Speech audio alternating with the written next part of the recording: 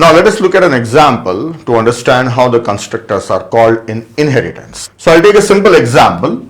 I'll write a class called base, class base, and inside this class I will not write anything, just I will write constructors.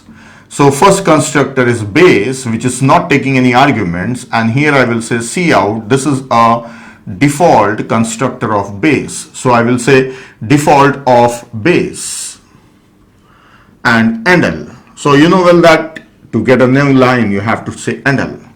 Then also I will write on one constructor, that is base, which is taking some argument x, and here I will say cout parameterized constructor of base. So I will write param of base, and I will also display this x and endl also.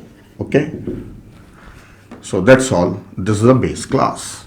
Now base class is having two constructors. One is non-argument constructor, that is default constructor. One is parameterized constructor. Then I will write a class derived, that is inheriting from base, class derived, which is inheriting from base, that is public base. So I'll separate a line here. Now inside this I don't write any other members, just constructor. So first constructor is a derived, that is default constructor, that is non-argument constructor, and inside this I will simply say cout default of derived class default. Then also I will write one more constructor derived, which is taking some parameter. I will take the variable name as a, then cout, I'll say param of derived, and also I will display a. So that's it. So I have the classes ready.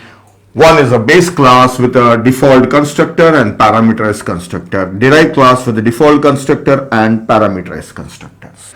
Now let us create an object of derived class and see how the constructors are executed. So inside a main method, suppose I am creating an object of derived class. So I will say derived D. Now I am creating an object of derived class D and not passing any arguments, means which constructor I am calling. I am trying to call this constructor. But you know well whose constructor will execute? Parent class constructor.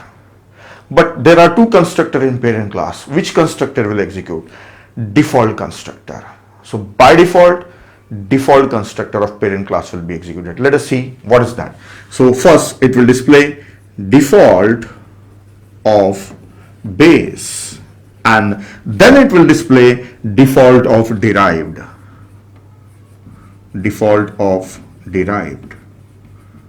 Oh, so it means when you create an object of derived class, first the base class constructor is executed, then the derived class constructor is executed.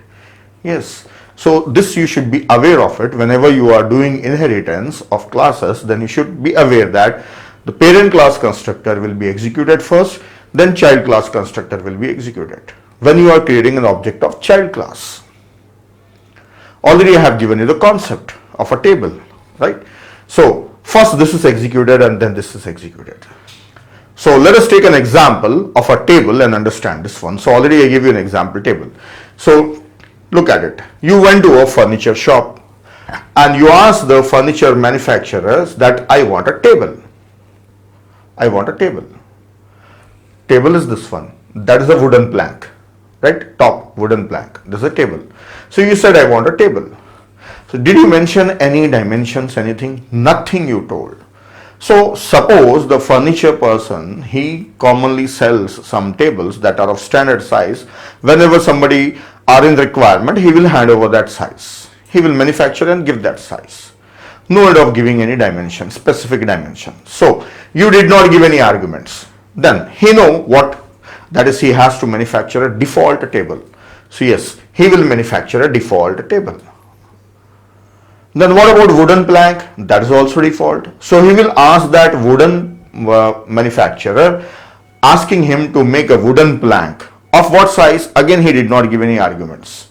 So he will also understand and creates a default wooden plank and he will make a default table. That's it. So I am just relating. I did not write the code, but I am relating with that one. So the point here is, whenever you are creating an object of derived class, first the constructor of base class, then the constructor of derived class is executed. So which constructor of parent class is executed? Always the default constructor of parent class is executed. Now I'll make a change here. I will pass something that is 10. So what is this 10?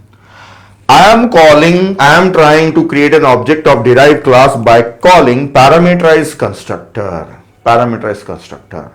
Okay, but we know well that this will not execute first, the base class constructor will execute. So which one will execute? Again the default constructor is executed. This one is executed.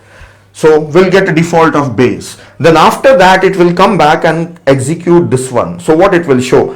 Param of derived and A is displayed. So it will show param of derived and the value 10 will be shown. So still the default constructor of base class and then parameterized constructor of derived class are executed. So it means that I have given some argument to this table manufacturer. So what is the dimension I gave? I said that I want a table of height 3 feet or 4 feet or 2.5 feet. So I have given the dimension of height. What about the plank top? That is default. Normal size. Suppose 2 by 3 or 3 by 4, whatever the size, common sizes. So he will make that size only. So still default. Then this one is mention height. Now finally, I want to call parameterized constructor of base class when the object of derived class is executed. So for that, I should have a special constructor in derived class. So that constructor I will write down here. Okay, it should be a continuation, but I will write here. Now I'm writing a constructor of derived class. Just watch this one. So I have a constructor that is derived. Okay, there is no space, so I am continuing here. It will take two arguments, x and a. So it is taking two arguments. See, earlier I have written only with one argument, that was a, it was using. Okay, a it will use. Okay, here I will say cout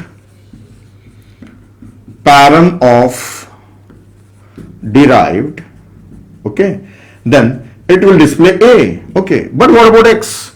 This x I want to send it to the base class. So how to send the parameter to the base class from derived class?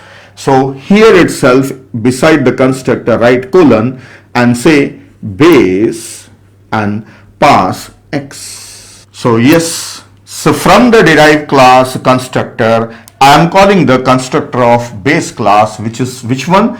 Parameterized constructor. Parameterized constructor. Now you watch the flow. I will change this one. I will say 20, 10.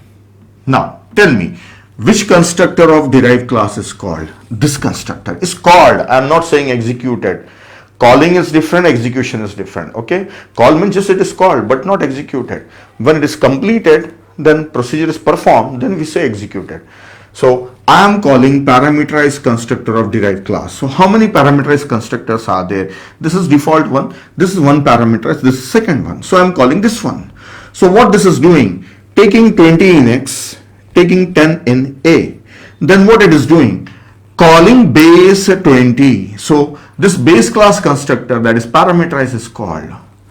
So yes, you can call parameterized constructor of base class from derived class constructor. This is the syntax. This is the syntax. Now that will execute. So what it will display? It will show param of base and value whatever you are passing, 20. Then after it is executed, it will come back to the constructor of derived class and it will show param of derived, that is a. A was 10. So the same thing. Parameterized constructor of base class and the parameterized constructor of derived class. Right? So now when I take an example of that furniture, you want a table to be manufactured. So you went to a manufacturer and you told what should be the dimension of tabletop and what should be the height. So two things you told him. So what he will do, when he take two parameters, tabletop, that is wooden top, he will get it manufactured by somebody else. So he will give that dimension to him, that is base class.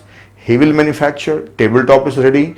Then he will use that other dimension, the height dimension, and fix the height. Okay, so that's all. So this topic is very important when it comes to object-oriented programming and when you are inheriting from classes, existing classes. So you practice a little bit on this one so you can remember. So logically you can remember. Otherwise, just knowing that, memorizing that which one will be called is difficult. Conceptually remember. When a hatchback car was extended to sedan car, and when sedan is manufactured, so first hatchback portion is completed, then the sedan part is added. So extension is added afterwards. So that's the idea, that when you create an object of derived class, first the constructor of base class is executed, then the derived class constructor is executed.